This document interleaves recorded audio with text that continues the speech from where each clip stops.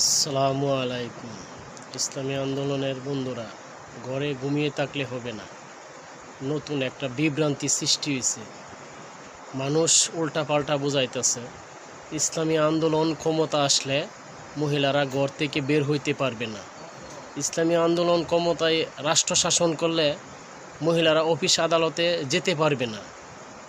ইসলামী আন্দোলন রাষ্ট্র শাসন করলে মহিলারা হাট বাজারে যেতে পারবে না।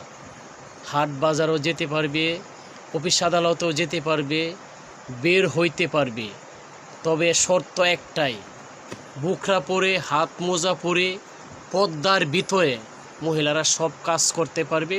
তবে মানুষ এটা বুঝতেছে না, ভুল বুঝাইতেছে এবং ভুল একটা বিভ্রান্তি সৃষ্টি করতেছে, যাতে মহিলারা ইসলামী আন্দোলনকে, জামাতকে, ইসলামী দলকে যাতে ভোট না দেয়। এটা একটা বিভ্রান্তি সৃষ্টি করতেছে। মহিলারা সব কিছু করতে পারবে, তবে পর্দার ভিতরে করতে পারবে না এমন কোনো কাজ নাই। সব করতে পারবে পর্দার ভিতরে। তাই আপনারা ভিডিওটা বেশি বেশি শেয়ার দেন।